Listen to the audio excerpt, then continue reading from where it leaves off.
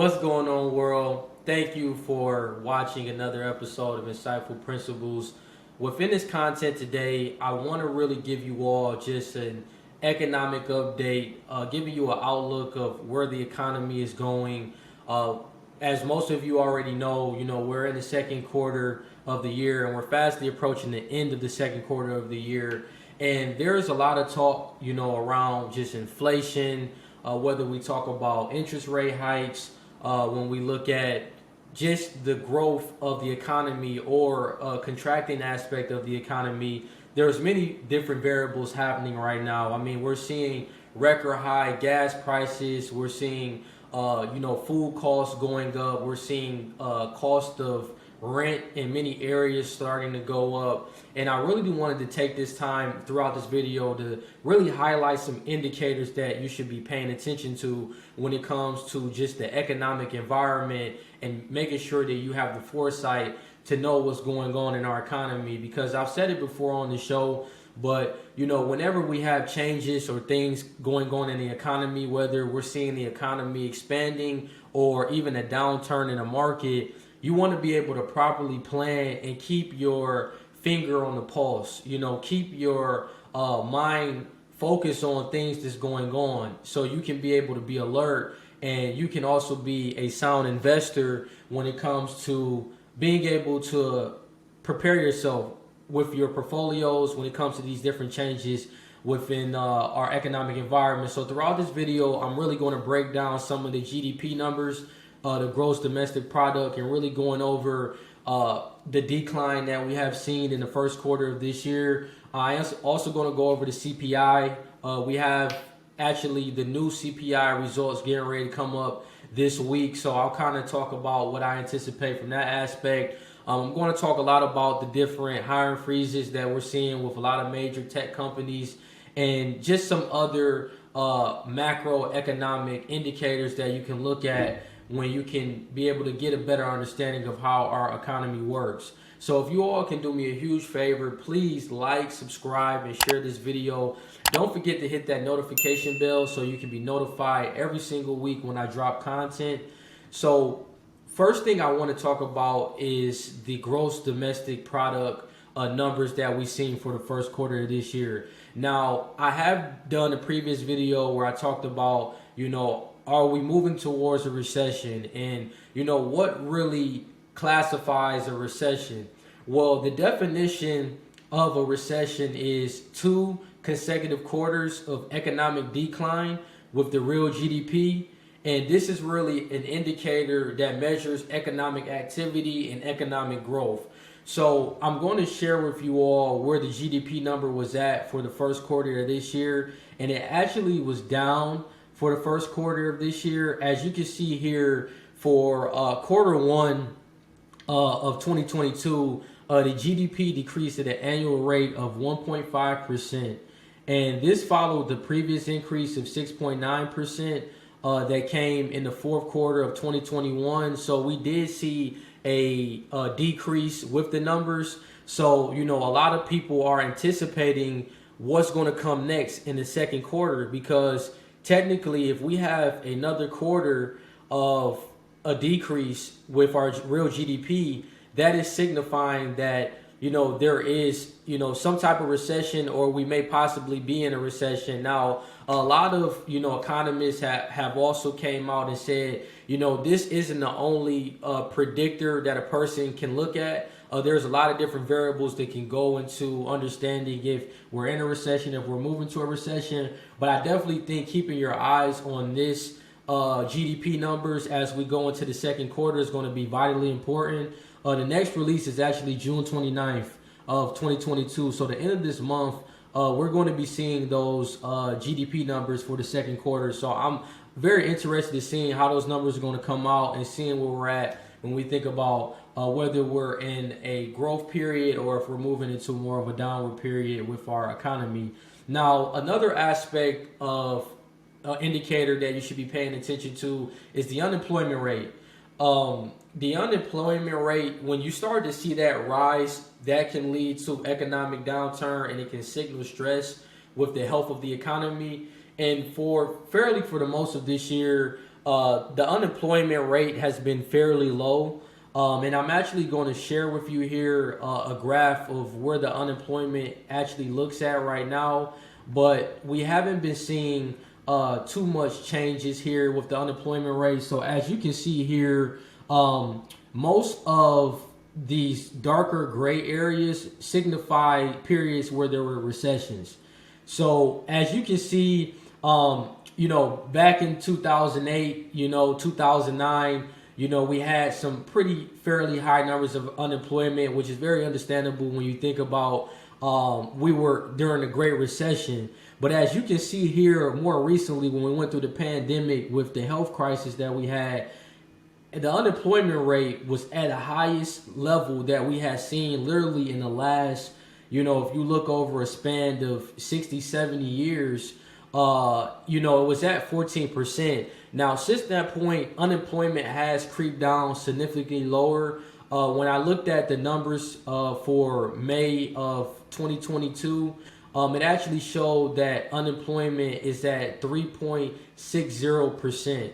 So we're at a fairly low number as of now. But one thing that I'm paying attention to is we had a lot of major tech companies that have come out more recently and announced hiring freezes. So we had companies like Netflix come out and say that they're laying off 150 employees due to the loss of their subscriptions that they have seen with their just their business model. Snapchat, they also had to go on a hiring freeze because they missed their quarterly revenue goals for the first quarter of 2022. We also had Tesla, where Elon Musk has recently came out and said that he's very worried on where the economy is going, and he actually sent out a memo to his staff just stating that he's going to have to cut 10% of the workforce, with his employees. And then you had companies also like Robinhood, Carvana, Coinbase. They all came out and said that they are putting a hold on any hiring due to macroeconomic factors. So what does this tell you? Well, one thing that I'm thinking about is, with our unemployment rate being at 3.60%, as we progress along throughout the year and we see more and more companies actually coming out saying that they're going to have to do a hiring freeze, they're going to have to lay off, some of their employees, or just try to reduce their staff, that is going to have a result of increasing the unemployment rate up. So I think right now it's fairly low, but this is a signal showing that it potentially can go much higher. So I think that that's one thing that we have to pay a lot of attention to. Another aspect of what's on everyone's mind is inflation, CPI. We're seeing increases of costs across the board, whether we're looking at gas prices, we're looking at food at the grocery store, we're looking at our utility bills, we're looking at the cost of living. Everything has been going up. And the CPI report, the next report is going to be coming out this week on Friday, June 10th, 2022. And a lot of people are interested to see, okay, is the Fed, are they doing their job? Are they going to actually have an effect on bringing inflation down? We've seen two recent rate hikes of, I believe the first one was 25 basis points, and then they rose it up to 50 basis points. So everyone is wondering, is the Fed, are they actually going to see some results from the actions they have took with tightening the economy? So I think with CPI, I'm very interested to see, what happens with that. And I want to show you all a graph of just what we have seen with the progression of CPI when we look here, in the past. And if we look here with inflation, back in July of 2021, we were sitting at 5.4%. Really, October of last year is when we really started to creep up. As you can see here from that standpoint, from October 2021 to March of 2022, it moved from 6.2% to 8.5%. So, we did see it creep down in April to 8.3%. And, I think with the rate hikes, it is going to cause inflation to go down a little bit, but I still think we're going to be in a period of more of stagflation, where it's kind of mostly going to hover around 8%. I think, it may go down a little lower than that, but I think that with this next report, I'm thinking that we may see a number that's slightly lower than the 8.3. It may come back at 8.1, maybe 8%. But I think we're in a period of more of stagflation where, inflation is just not going to drop down significantly. We still are going to see much higher numbers, our costs of just living in society. So I think that it's going to pretty much, stay where it's at. But the one thing that I have caution around is it feels like it's much higher than what it shows now. And, I think that the challenging part is, when you think about gas prices, I just want to show you what the national average is for gas prices, because when I seen this, it was really just mind blowing of seeing where we're at now with just the frequent increase of gas. The current average right now for regular gas is $4.91. For premium, you're looking at $5.55, and as you can see with diesel, it's much higher of $5.68. More of a year ago, we were sitting at $3 for the regular price of gas. So this really signals to me that inflation is much higher than what they're telling us. So even though I think we're in a period of stagflation, our CPI is heavily manipulated because they kind of pick and choose what they want to be in the CPI. So we don't always see the real number.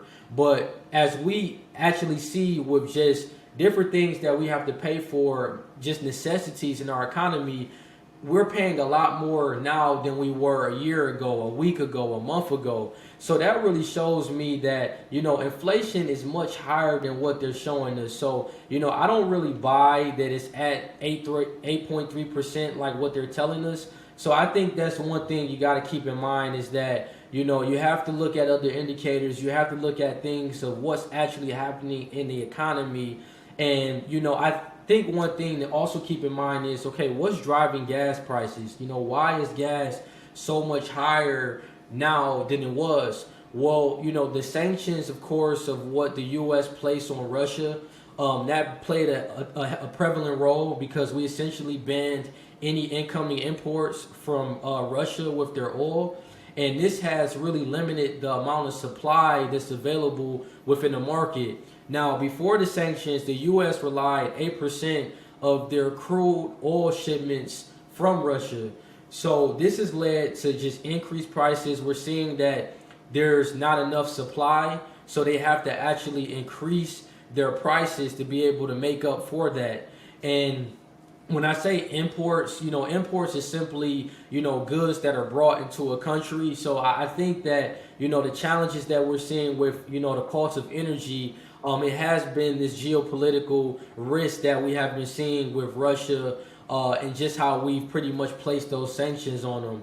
Now, another thing that I do want to show you all is the CPI report that came out for April of 2022. Of course, the numbers that are going to be coming out Friday, that's going to be the report for May.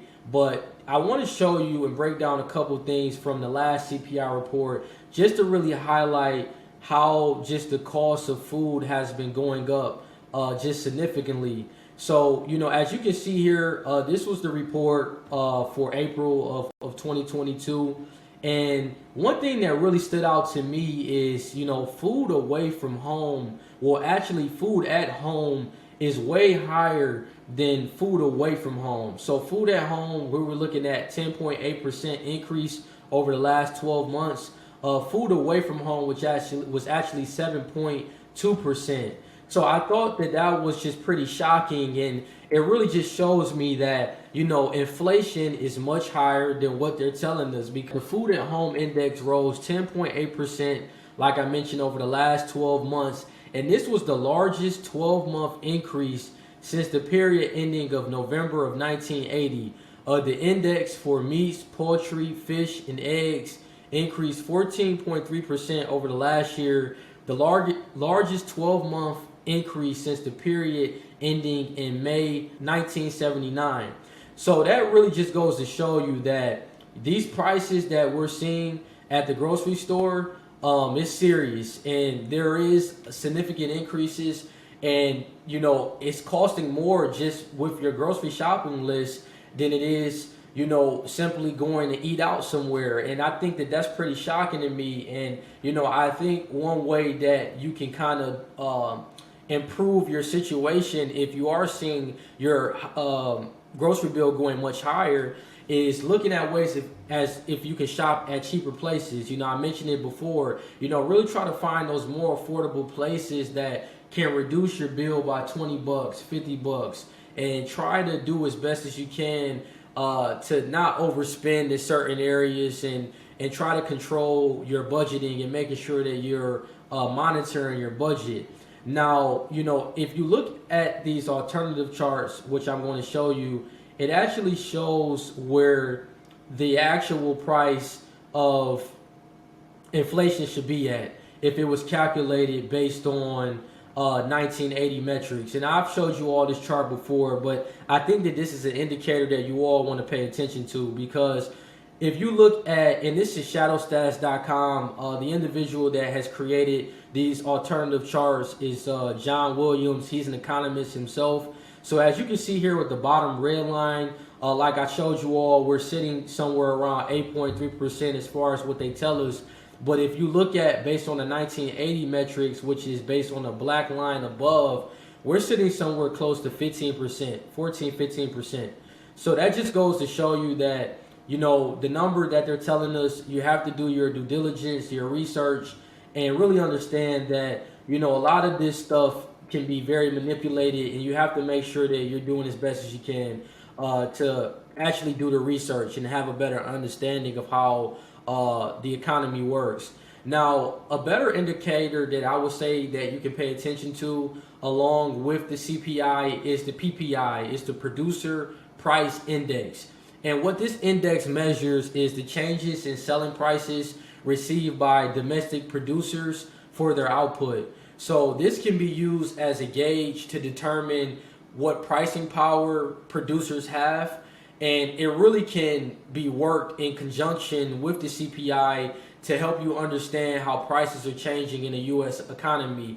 And usually when you see the PPI starting to go up, that's going to have a direct correlation on the CPI, because think of the PPI as the production of goods and services, and the CPI is more of the consumption. When people are actually going out and they're buying items and they're actually seeing the after effect of the supply that is being produced, that the output that is going into the economy, they're seeing the different increases with the changes in prices when they're going to buy a particular good or service.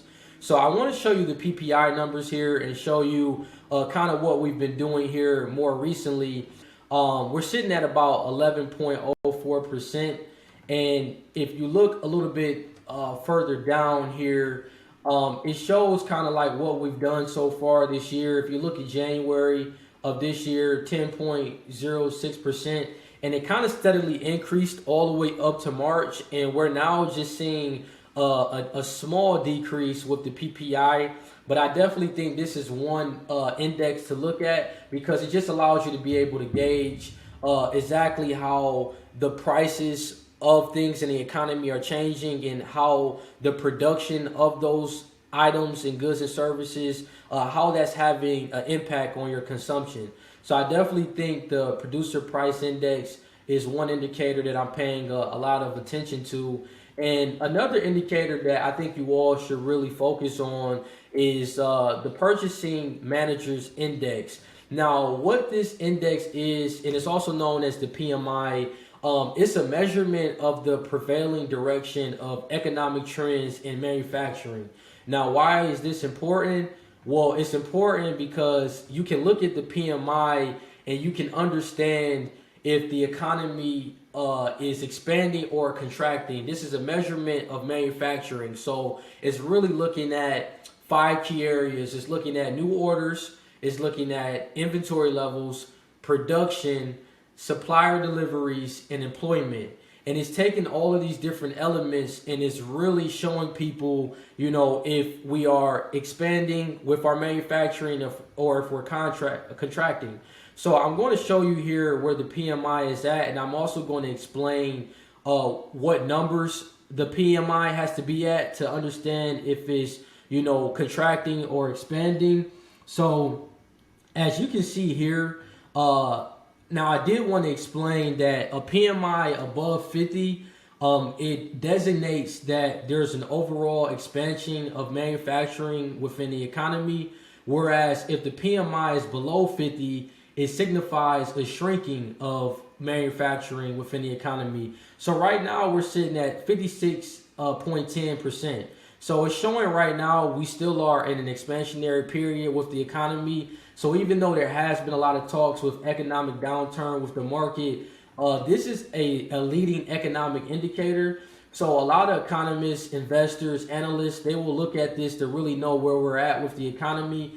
And as you can see, even if you look since the beginning of January, we've pretty much been, we haven't really, we decreased a little bit when you look at January. Was at 57.60. Then February moved to 58.60. It came down to 55.40 in April, but it's creeping up just a little bit. But for the most part, it's above 50. So technically, if we're looking at it the way it's designed, we are in an expansion right now with manufacturing in the economy. So that could also be a good sign of knowing that, times, aren't as bad as it has been portrayed. Now, there are a lot of elements of things that you need to consider when we think about inflation, when we think about the producer price index also increasing, when we look at a high interest rate environment potentially down the line and seeing that the Fed is having a more tightening approach with their quantitative policies. I think when you look at the PMI, it shows kind of the opposite side of that. Our manufacturing process is actually showing an expansion, and a lot of times the PMI can also play a big role on the economic activity with the GDP, and it really correlates with each other. And the great thing about the PMI, the reason why you should pay attention to it, is because just evaluating the values and looking at the movements of the PMI, it can really provide foresight into the developing trends in the overall economy.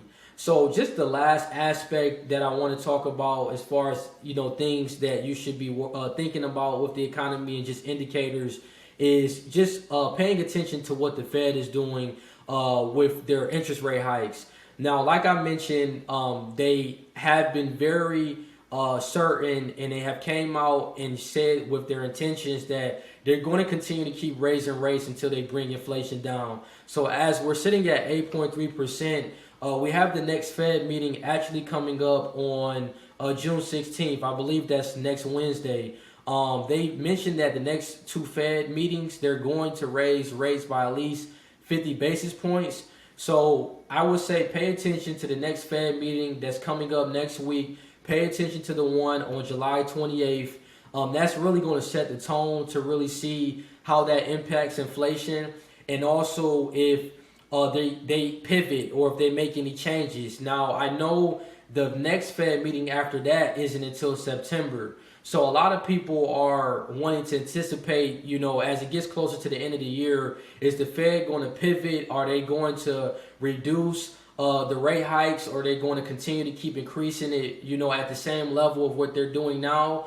I think that, I'm not really sure what they're going to do. I think that they have made it certain that they're going to continue to keep raising rate hikes, and that we definitely need to continue to make sure that we're managing our risk properly within our portfolios, being diversified across the board and searching for value within your portfolio, of finding companies that can produce great cash flows, that have great balance sheets, that are great companies that have competitive advantages, where no matter if we see rate hikes, these companies still can perform. They still are not in jeopardy of going out of business, because when we have rate hikes, when we have a quantitative tightening environment, capital becomes more tightened. There isn't as much availability of credit in the market, and it really just shows, what businesses are sound businesses. Can they still produce income? Can they still be able to be sound companies that can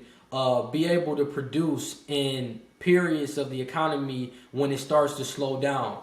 So that's what I'm looking for. I'm focusing on companies that really have value, and also continuing to look at other asset classes that can give me more hedges of just diversifying my portfolio. So one thing here in closing that I would say to just keep in mind is you want to be very careful with your debt in these type of periods. In the time that we're in now, you want to minimize your bad debt, and you want to look at paying off any variable interest rate debts that you may have, because with us being in an increased rate hiking environment, that can have an impact if you are having some variable interest debt. I think it's very important right now to become more valuable in the marketplace, being able to have skill sets, have cash flow that's in demand within the marketplace, and that can be utilized in any environment, whether we're in an expansionary environment or a contracting environment and we're seeing a recession. And I also think, if you're working and you're not making as much as you want to make, potentially negotiate higher pay, with your employer, and see what opportunities are available to be able to elevate your income. Because with everything we're seeing with inflation, I think that it does, make a great case for you wanting to look at ways of looking for, promotions or negotiating a higher pay. And, I just think all in all, you want to recession proof your finances. So you want to make sure in any economic condition you're prepared, and don't overdo it with your spending. Be cognizant of how you're spending your money, and just, stay alert on what's going on in the world. So that way you're not caught off guard when something unexpected, could potentially happen. So I thank you all for watching this video. I appreciate you all, taking the time to really just see some more, some insight and understanding a little bit more of just an economic update of what's going on in our economy. As always, if you all can continue to like, subscribe, and share this video, it's greatly appreciated. Continue to keep sharing with your family and friends. And don't forget to hit that notification bell at the bottom of this video so you can be notified every time I drop content. And thank you all for watching and listening, and take care.